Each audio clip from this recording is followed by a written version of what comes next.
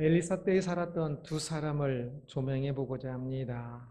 엘리사의 사환이었던 게하시라는 사람과 아람 장군 나아만의 집 종이었던 여종이었던 이름도 모르는 한 소녀에 대한 이야기입니다.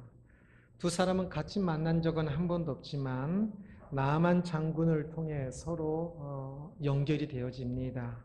이 둘을 통해서 오늘 우리의 신앙의 모습도 함께 살펴보고자 합니다. 먼저 게하시에 대한 이야기입니다. 게하시라는 사람이 있었습니다. 그는 엘리사의 사환이었습니다. 사환이라는 한글의 뜻이 잔심부름을 하는 사람이라는 의미인데 이 게하시는 엘리사의 그런 사환이기보다는 참모와 같은 그런 사람이었습니다. 항상 옆에서 엘리사의 그 명령을 수행하기도 하고 또 그 통로가 되기도 하고 옆에서 조언을 하기도 하는 그런 사람이었는데요. 그는 엘리야 다음에 엘리사였던 것처럼 어쩌면 엘리사 다음에 게하시가 될 수도 있었던 사람으로 보입니다. 성경은 그의 이름을 여러 번 기록하고 있기도 하고요. 그의 이름이 구체적으로 12번 또는 를 지칭하는 것까지 합치면 20번 이상이 나옵니다. 그러나 그는 또한 하나님의 재앙을 받는 사람이 되기도 합니다. 그래서 참 위대한 선지자에 가까이에 있었다 하여서 자동적으로 또 그 신앙이 위대해지는 것은 아니라는 것을 볼 수 있습니다. 게하시의 이름의 뜻은 비전의 계곡이라는 뜻입니다. 그래서 비전이라는 것에 좀 더 초점이 맞춰지는데 열왕기 하 6장 17절 말씀 보면 기도하여 이르되 여호와여 원하건대 엘리사가 기도하는 겁니다. 여호와여 원하건대 그의 눈을 열어서 보게 하옵소서. 여기서 그가 게하시입니다. 여호와께서 그 청년의 눈을 여심해 이 청년도 게하시입니다. 그가 보니 불말과 불병거가 산에 가득하여 엘리사를 둘렀더라 라고 이야기합니다. 이 비전의 계곡, 그 도시에 둘러싼 그 계곡에 참 하나님의 그 불말과 불병거가 있는 것을 그 눈이 열려서 그것을 본 사건, 이것을 그의 이름이 내포하고 있기도 하고요. 또한 그의 이름은 탐욕의 계곡이라고 이름을 번역을 할 수도 있습니다. 개가 계곡인데요. 게하시가 하시에서 탐욕으로도 되는데 아마 나만 장군의 재물을 탐했던 것을 또 내포하고 있는 것 같습니다. 그 나만 장군이 자신의 피부병이 고쳐진 것을 엘리사에게 감사해서 진짜 많은 예물을 드리는데요. 그때 엘리사는 그것을 다 거절하지요. 그러자 이 게하시는 그것이 아까워서 이 나만 장군이 다시 돌아가는 길을 혼자 뒷길로 해서 쫓아가서 거짓말을 하고 이 예물을 가져온 것이 수백억인데요. 한 3억 정도 해당하는 예물을 다시 엘리사의 이름을 빌어서 빼돌립니다. 그래서 그의 마음이 탐욕으로 가득 찼던 그의 모습을 그의 이름 속에서도 내포하고 있습니다. 이중적이지요, 이름이. 게하시는 참 이 나만 장군과의 그 관계 속에서 그 안에 많은 탐욕이 가지고 있었음이 드러나는데요. 그러나 그는 평상시에 그 안에 그런 탐욕이 있었음을 제대로 모르고 살았던 것 같습니다. 위대한 선지자 엘리사에게 가까이 있었기 때문에 자신의 탐욕을 보지 못하고 있는 것이지요. 그래서 위험합니다. 우리도 신앙생활을 열심히 하고 봉사를 열심히 하다 보면 열심히 하고 있는 그것 때문에 자신의 죄와 자신의 탐욕을 알아채지 못하고 살아가기가 쉽습니다. 부모 때문에 교회를 다니게 됐고 또 그래서 타고난 성실함 때문에 열심히 교회를 다니게 되는데 그렇게 다니다 보니까 그냥 또 그래서 참 웃으면서 착하게 지내니까 참 좋은 것 같았으나 그러나 그 마음속 깊은 탐욕의 문제를 참 알지 못하고 그냥 넘어가는 경우가 있습니다. 교회 일도 또 하다 보니 또 열심히 하게 되다 보니까 교회 일에 막 이것저것 열심히 하다 보면 또 열심히 교회를 다니고 그럴 것 아니겠습니까? 또 그렇게 그런 일에 열심을 하다 하면서 자신 안에 깊은 곳에 탐욕이 있는 것을 알지 못하고 그냥 넘어갈 수가 있습니다. 그것은 화약을 안고 불구덩이 속에서 살고 있는 것과도 같은데 그것을 알지 못하고 그냥 화약을 안고 불구덩이에 살다가 어느 날 불이 딱 붙어서 벙 터지면 좀 믿음에서도 멀어지고 뭐 모든 것에서도 멀어지는 것이지요. 빨리 눈이 열려서 하나님이 참 자신의 삶 속에서 어떻게 함께하고 계시는지 엘리사가 보고 있었던 그 불말과 그 불병거를 게하시도 눈이 열려서 게하시는 자신을 포위하고 있는 저 아람 군대 때문에 겁을 먹었는데 엘리사가 눈을 열어 저 불말과 불병거를 보게 하소서라고 기도하거든요. 게하시의 눈이 엘리사가 보고 있었던 그 불말과 불병거를 하나님의 인도하심을 참 더욱더 일찍부터 그런 것을 볼 수 있었다면 그는 이후에 그 탐욕으로 넘어지지 않을 수 있었을 것입니다. 그런데 그것을 보는 눈이 아직 열리지를 않고 있었던 것입니다. 게하시는 엘리사를 통해서 하나님께서 행하시는 많은 기적을 보았습니다. 진짜 위대한 기적들입니다. 진짜 놀라운 기적.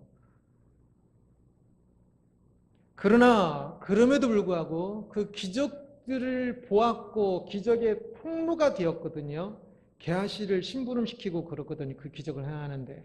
그런데도 불구하고 게하시는 그곳에서 충분한 믿음을 갖지는 못했던 것 같습니다.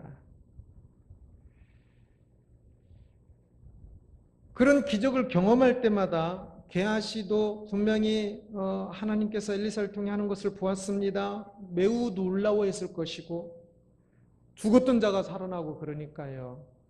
또 감동받기도 했을 것입니다. 그러나 감동받았다고 그런 기적을 경험했다고 그런 기적의 통로가 되었다고 믿음이 있는 것은 결코 아닙니다. 믿음은 그러한 기적을 경험하는 것이 아니라 믿음은 하나님을 자신의 주로 받아들이는 것으로서 오직 하나님 앞에 서야만 가능합니다. 위대한 선지자를 만났다 할지라도 그 선지자가 아니라 선지자와 함께 하시는 하나님을 보아야 합니다. 그런데 우리들이 보통 그런 위대한 선지자를 만나면 그 선지자를 통해 행하시는 하나님을 보는 것이 아니라 그 선지자가 위대하게 보여요. 그 사람을 보아요.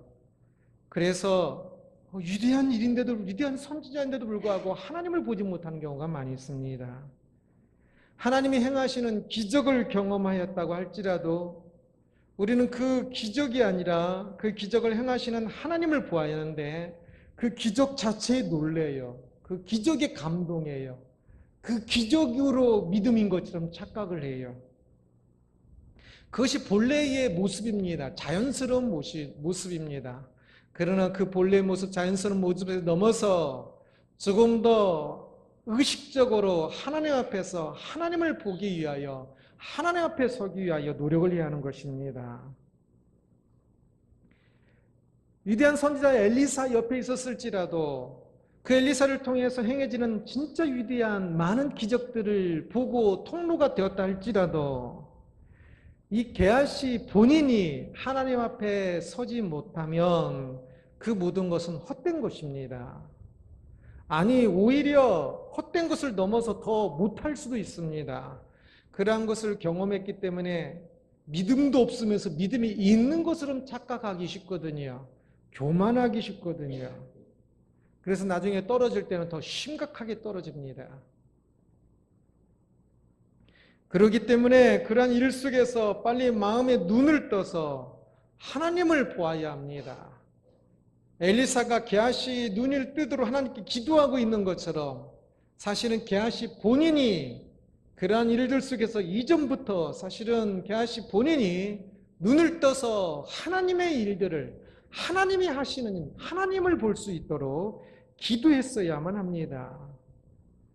묵상하며 기도함으로 이 일이 아니라 이 일 속에서 하나님께서 하나님의 마음이 무엇이고 하나님께서 무엇을 하고 계시는지를 보면서 깨닫고 그 하나님 앞에 경외감으로 참 엎드리며 기도하는 것을 알았어야만 합니다. 우리가 만나는 사람이나 경험하는 일의 모양들도 중요할 수는 있으나 그러나 무엇보다도 항상 중요한 것은 그 모든 것을 이루어 가시는 하나님을 만나는 것이 중요합니다.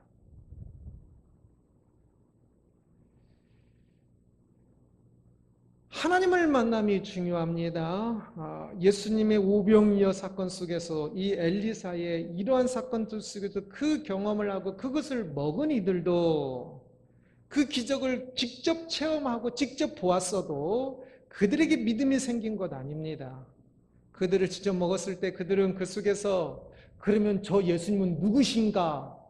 라고 자문하고 생각하고 묵상하고 기도하고 말씀을 다시 보고 관심을 가지고 그렇게 찾음으로 하나님 앞에 엎드림으로 하나님께서 그 개인을 만지시고 하나님께서 그에게 믿음 주시는 것을 경험하는 것, 그것이 중요한 것입니다.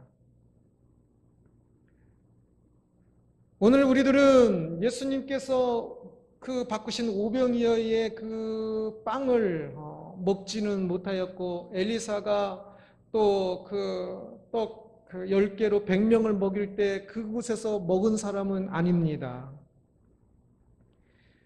그러나 오늘 우리의 이 일상 속에서도 만약 우리가 우리의 일상을 통치하시는 하나님의 마음, 하나님의 손길을 깨닫고 경험한다면 우리는 엘리사 때 이 게하시보다 훨씬 더 복되고 유익한 사람이라 할 수 있습니다.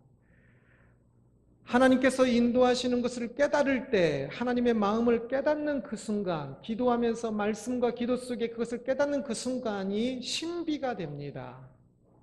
기적이 신비가 아닙니다. 기적도 아닌 것을 기적처럼 만들려고 신비주의가 되면 안 되고요. 혹 기적을 직접 경험해서도 그게 신비는 아닙니다. 신비란 참으로 만물을 창조하신 하나님께서 시공간을 창조하신 그 하나님께서 그 위대하신 하나님께서 참으로 작고 작은 나의 일상, 나의 시간, 나의 이 작은 공간 안에 하나님의 임재를 내가 느낄 때 그 순간, 그 시간과 그 공간은 신비한 곳이 됩니다. 그곳에서 신비를 느낍니다. 신앙인은 본질적으로 이 신비를 알아야 합니다. 하나님의 임재의 순간들.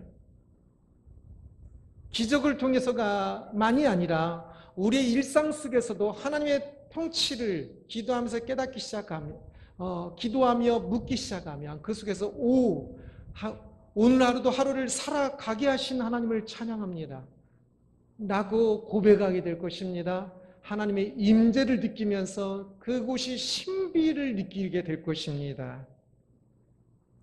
삶을 이끌어 가시는 하나님의 그 마음과 그 손길을 느낄 때 인생은 신비스러워집니다.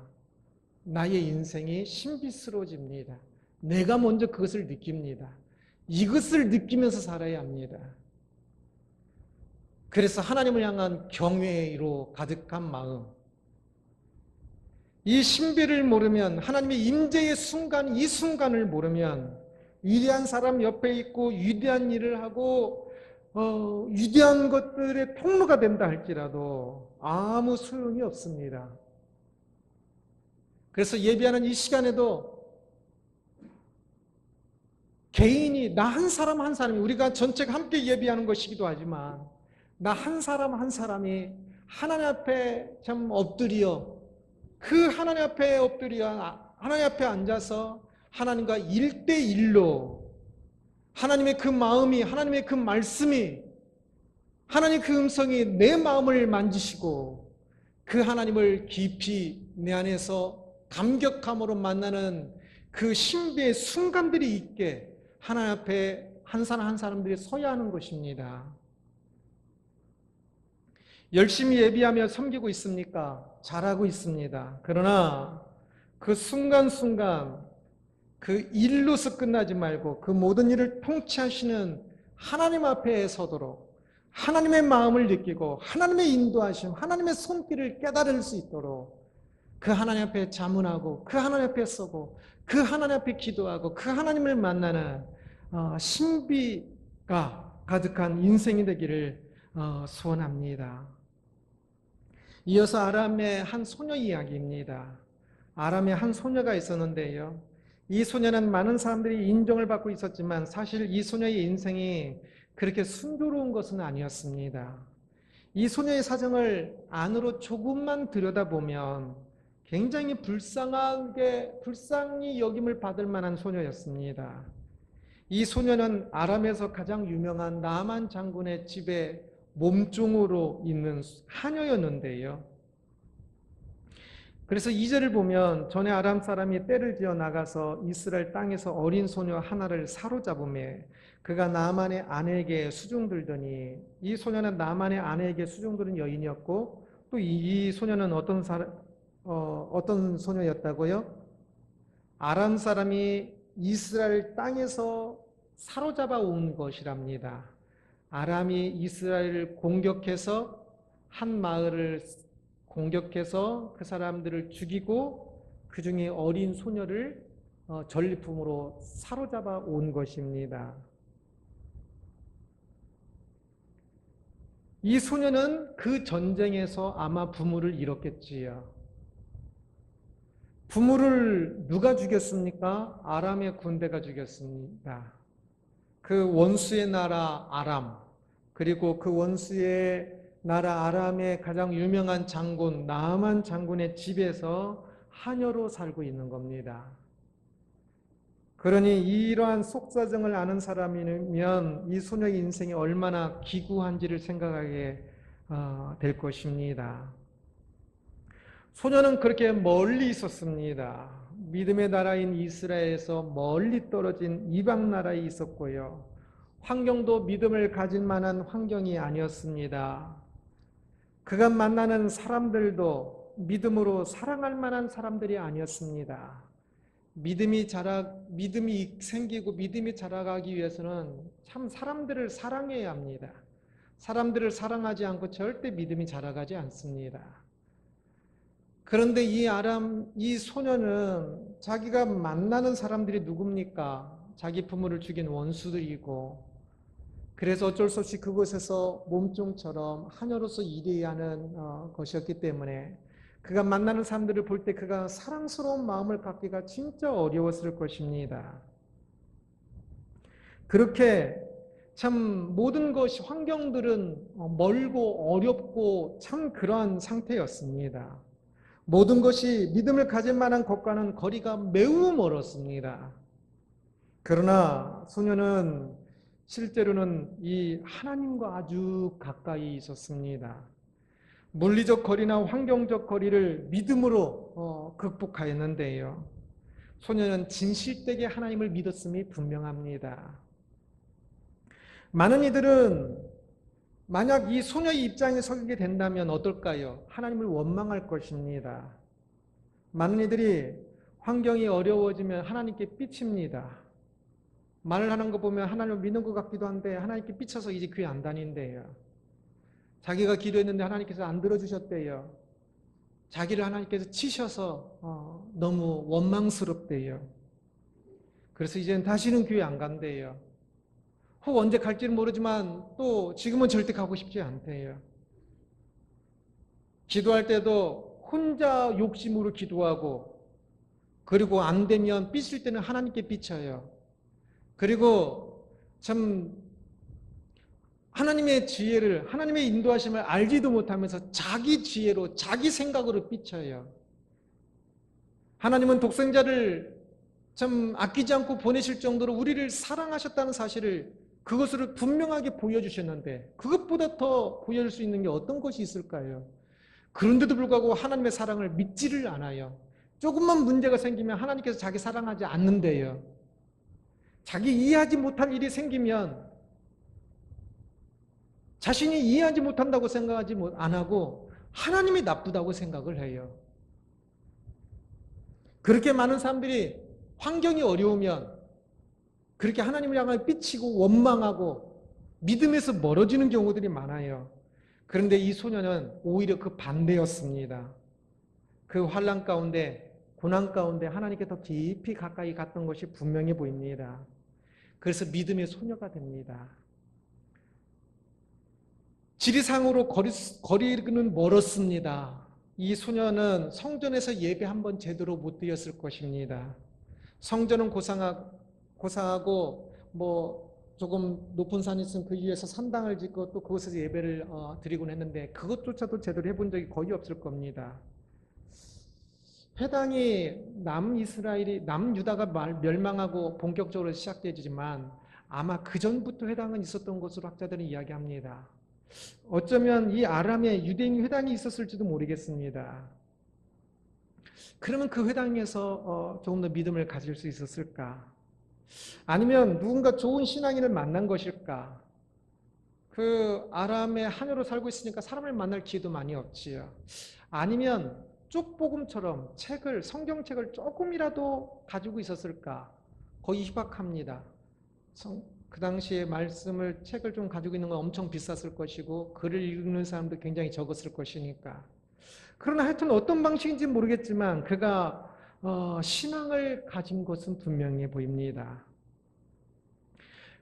신앙을 가질 만한 환경이 굉장히 아니고 또 신앙을 유지하기엔 더욱더 어려운 참으로 그런 환경이었습니다.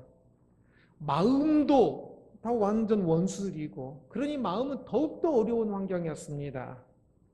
하나님을 생각하면 내가 왜 이곳에 있어야 하는지 하면서 이해가 되지 않을 것 같습니다. 수백 번, 수천 번 기도하면서 내가 왜 이곳에 있어야 하는지라고 물었을 것입니다. 먼저 돌아가신 부모를 생각하면 마음이 미어졌을 것입니다. 그리고 이 아람의 군복을 보면 전쟁에서 돌아가셨던 그 부모가 생각났을 것입니다. 이 당시 보통의 경우 고난은 하나님께서 내리는 재앙으로 여겼습니다. 그러면 이 소녀는 자기가 뭘 그렇게 잘못했길래, 어린 소녀였는데 뭘 그렇게 잘못했길래 자신에게 이런 재앙이 내려서 이토록 참 고통 속에서 살아가야만 하는지, 원인 모를 그 재앙 속에서 이 소녀는 그 이유도 깨달을 수 없고 그것에서 더 많이 힘들었을 것입니다. 그러나 이 소녀는 그 모든 것을, 분명히 이 소녀도 그 모든 것이 참 어려움이었을 겁니다. 그러나 그 모든 것을, 그 먼 거리를 이겨냅니다. 오직 믿음으로. 그러기 위해서는 그 소녀가 하나님과의 그 진실한 만남이 있었을 것입니다. 형식적인 만남이 아니라 하나님을 참 만날 때 기도 한마디를 하더라도 참 마음속 깊은 곳에서 참으로 참 그 애간장을 녹이는 그 깊은 곳에서부터의 그 탄식과 깊은 곳에서의 울음과 깊은 곳에서의 그 하나님을 향한 고백들이 있었을 것입니다. 외적인 환경은 모든 것이 멀었으나 오직 하나님 그 한 분과는 거리가 아주 가까웠던 것이 분명합니다. 심지어는 성경에 그의 이름도 안 나옵니다. 계하시는 이름이 여러 번 나오지만 이 소녀는 이름도 안 나옵니다. 그러나 그녀는 오직 하나, 하나님 그분과 가까웠던 것만은 분명합니다. 그리고 그것 하나만으로 다른 모든 것을 이기고 그것 하나만으로 이 소녀는 참으로 존귀하고 위대한 인생을 살았다고 분명하게 말할 수 있습니다. 이 소녀의 믿음이 그대로 드러나는 대목은 참 자신의 주인인 나만 장군을 위해 엘리사를 소개하는 이야기 속에서 볼 수 있습니다. 3절에 보면 그의 여주인에게 이르되 우리 주인이 이 주인은 나만 장군을 이야기합니다. 사마리아에 계신 선지자, 이건 엘리사를 이야기합니다. 사마리아에 계신 선지자 앞에 계셨으면 좋겠나이다. 그가 그 나병을 고치리다 하는지라. 자신의 이 소녀는 자신의 여주인의 남편인 나아만이 이 나병, 아마 나병보다는 피부병으로 번역하는 게 더 좋을 것 같은데요. 좀 심한 피부병 때문에 고생하는 것을 보았습니다. 그래서 그는 하나님께서 그의 충실한 선자인 엘리사를 통해서 하시는 이야기를 이 소녀는 계속적으로 들었던 것 같습니다. 그 하나님이 자신의 삶 속에서도 또 인도하시는 것을 그는 믿었기 때문에 이 나만 장군이 엘리사를 만나면 하나님께서 그 나만 장군을 치료하실 것이라는 확신을 가졌던 것 같습니다.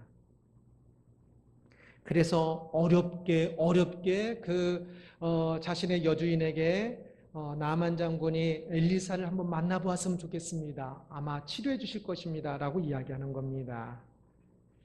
이 소녀가 자신의 여주인에게 지금 나만 장군이 엘리사를 만나도록 추천하고 있는데 이 추천은 사실은 굉장히 어려운 일입니다. 왜 그럴까요? 나만 장군이 낳으면 자신의 원수가 낳는 겁니다. 그러니 별로 그렇게 썩 마음 내키는 일이 아닐 것입니다. 또한 만약 나만 장군이 이 소녀의 말을 잘 믿지도 않을 뿐만 아니라 혹시 믿어서 엘리사를 만나러 간다 할지라도 이 엘리사를 만나러 갈 때 그 예물을 수백억을 들고 갑니다. 곧 이 장군은 이 피부병이 심각했고 이것을 나을 수만 있다면 지푸라기라도 잡는 심정이었고 그래서 이 소녀의 말대로 엘리사를 만나러 갈 때 굉장히 기쁨으로 기대로 만나러 간다는 것을 볼 수가 있습니다. 그런데 만약에 엘리사를 만났는데도 불구하고 그 병이 고침을 받지 못하면 어떻게 될까요? 그 기대가 분노로 바뀌겠지요. 그 기대가 이 소녀에 대한 분노로 바뀔 겁니다. 너 때문에. 그래서 이 소녀는 거의 목숨을 제대로 부지할 수 없을 것 같아요. 이 소녀도 알 겁니다. 그런데도 불구하고 이 소녀는 이 나만 장군을 이 엘리사를 만나도록 추천하고 있습니다. 이 소녀는 이 소녀가 그 나만 장군의 엘리사를 소개할 수 있었던 것은 그녀의 첫 번째 문제, 원수가 낳는 것을 기뻐하지 않을 것이다. 이 문제를 이미 해결했기 때문에 가능했을 것입니다. 그 해결했다는 것을 볼 수 있는 것이요. 나만 장군이 이 소녀의 그 추천을 듣고 자기의 왕에게 아람의 왕에게 자기의 말을 이야기하고 소녀의 이야기를 하고 엘리사를 만나러 가요. 그것도 수백억의 재산을 들고. 그것은 곧 이 소녀가 이 나만 장군의 이 집에서 그냥 별 볼 일 없는 한 소녀이기보다는 조금은 신뢰할 만한 행동을 하고 있었다. 신뢰할 만한 소녀였다는 것을 볼 수가 있습니다. 곧 이 소녀는 원수 집안, 원수로서 찡그리고 음식에 침 한 번 뱉고 그렇게 산 것이 아니라 원수인데도 불구하고 진짜 사랑하는 마음으로 이미 바뀌었던 것 같아요. 그래서 이미 사랑으로 웃는 얼굴로 열심히 하나님을 섬기듯 그들을 섬기고 있었던 것이 분명합니다. 그래서 그 집안에서 인정받고 있는 소녀였던 것이지요. 그래서 소녀는 가장 이상적인 신앙인, 하나님을 경외하고 이웃을 사랑하는, 특별히 예수님께서 말씀하셨던 것처럼 원수까지도 사랑하는 그 이상적인 신앙인의 모습을 가지고 살고 있었다는 것을 볼 수가 있습니다. 외적으로는 굉장히 신앙에서 멀 수밖에 없었으나 실제로는 하나님께 가까이 하여서 살고 있었다라는 것을 알 수 있는 것이지요. 오늘 게하시와 소녀라는 제목으로 말씀을 함께 살펴보았습니다. 하나님과 가까이에 있는 것 같았으나 실상은 가까이 있지 못했던 게하시, 그리고 거리적으로나 여러 가지로 멀리 있는 것 같았으나 실제로는 매우 가까이 있었던 한 소녀를 살펴보았습니다. 나의 신앙은 누구를 닮았습니까? 외적인 환경들도 중요합니다. 예배에 참석하는 거 진짜 중요합니다. 그러나 가장 중요한 것은 그 일들 속에서 하나님 앞에 1대1로 내가 하나님 앞에 서도록 하나님 앞에 그 서는 이것이 가장 중요합니다. 지금 저는 몰라요. 지금 말씀을 잘 듣고 있는지 안 듣고 있는지 몰라요. 찬양할 때 진짜 찬양하고 계시는지 그냥 입술만 하고 있는지 잘 몰라요. 때때로는 보이기는 해요. 어떤 분은 찬양 안 하고 딴짓 하고 계시니까. 그러나 이렇게 부르고 있으면 잘 몰라요. 그러나 하나님은 아실 것입니다. 그때에 하나님과 나 사이에 1대1의 만남들이 되어야 합니다. 예배는 하나님과의 만남이라고 그랬지요. 철저히 예배 속에서 하늘께 보면 교회가 하나님을 만나는 것이기도 하지만 나 한 사람이 하나님을 만나는 것이 되어야 합니다. 그래서 제가 자주 하는 말처럼 예배 시간에 부단히 바빠야 돼요.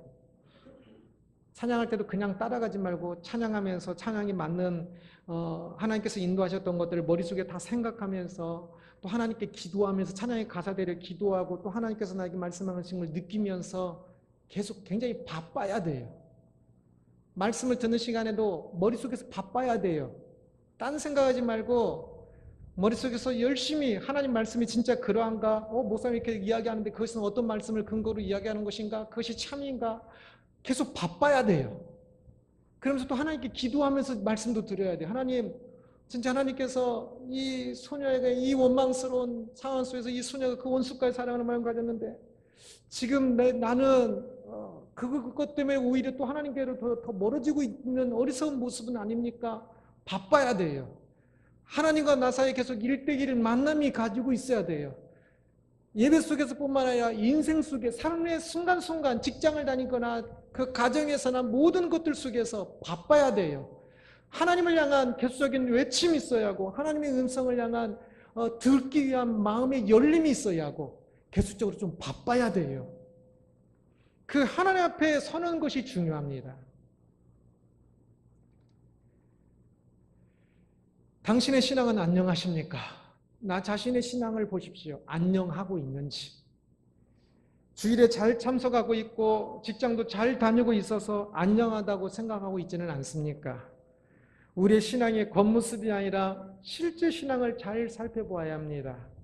게하시가 탐욕으로 자신의 믿음을 헌신짝처럼 엿바꿔 먹듯이 빈병으로 엿바꿔 먹듯이 믿음을 그냥 그 재물과 바꿔 먹어버렸거든요.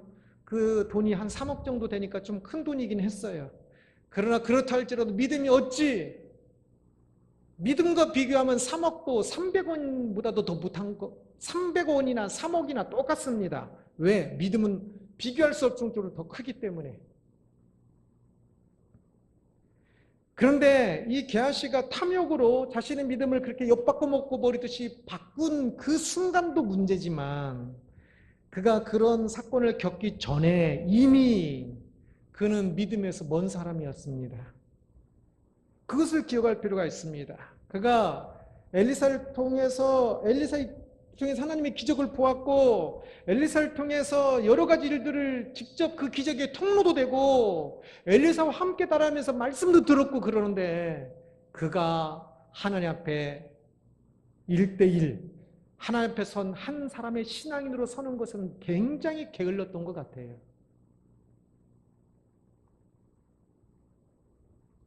오늘날 우리들의 신앙도 마찬가지입니다. 하나님 앞에서 1대1로 서는 이 모습이 진짜 중요합니다. 그는 유명한 엘리사의 사원으로 잘 살고 있는 것 같았으나 그렇지 못했습니다. 오늘 우리가 기회 있을 때에 우리는 우리의 신앙을 잘 살펴야 합니다. 그래서 게하시 이름 2가지 의미를 기억하십시오. 첫째는 그 탐욕의 계곡이라고 했죠. 둘째는 비전의 계곡. 그래서 그 계곡에서 일어나는 것 속에서 일어난 일들 속에서도 탐욕으로 그 탐욕이 쌓여 있는 탐욕으로 모든 일들을 경험할 수 있고요. 교회를 다니면서도 탐욕으로, 사람을 사랑하면서조차도 탐욕으로 사랑하고, 무엇을 하면서도 탐욕으로 할 수 있고요.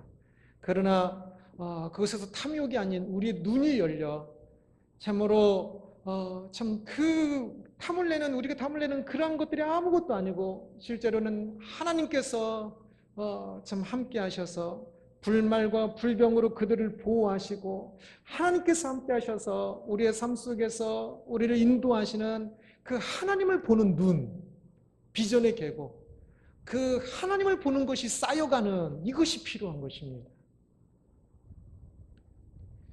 우리가 참 이 탐욕이 쌓여있는 탐욕의 계곡과 같은 모습이 많이 있는데 우리 인생 속에서 삶 속에서 하나님을 개인적으로 만나는 이 눈들이 더욱더 열려서 하나님을 더욱더 보기 시작할 때 우리는 이제 믿음의 사람으로 참 비전의 계곡으로 될 것입니다. 그렇게 되어야 합니다.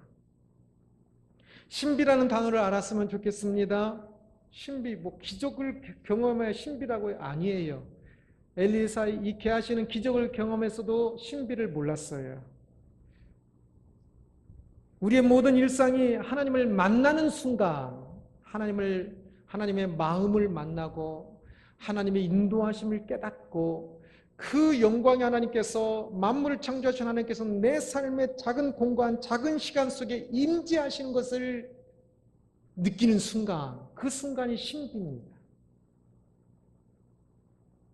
이 신비를 꼭 알기를 바랍니다. 신앙인의 삶은 이 신비로 채워지는 사람들이 되어야 합니다. 이 신비를 알면 어떤 기적을 경험하는 것보다 더 큰 것입니다. 더 위대한 것입니다. 우리의 삶은 기적으로 하나님께서 엘리사를 인도하셨던 것처럼 또한 우리의 삶 속에서도 하나님께서 기적이 아닌 혹시 다른 방법이라도 하나님께서 인도하시는 것은 동일합니다. 그래서 우리는 우리의 눈을 떠서 하나님의 인도하심을 보아야 할 것입니다. 우리 예배 속에서도 지금 당장 이 시간 속에서도 그리고 또한 우리의 삶 속에서도 우리의 돈을 벌든지 무엇을 하든지 그 속에서 하나님의 인도하심이 분명히 있습니다. 그 속에서 기도하면서 말씀과 기도로 기도만 하면 또 어긋나기 쉬워요. 말씀을 잘 보면서 기도해야 돼요. 그래야 진짜 하나님께서 인도하신 걸 진짜 제대로 볼 수가 있거든요. 말씀과 기도 속에서 하나님의 임재를 더 볼 수 있기를 바랍니다. 임재가 쌓여가서 비전의 계곡이 되기를 소원합니다. 그래서 참으로 우리 모습이 참 하나님께서 우리 삶을 인도하신 것이 너무 감사해서 너무 감격스러워서 참 감사하고 그 신비로 가득히 채워지는 우리들이 되기를 주님의 이름으로 축원합니다. 기도하겠습니다.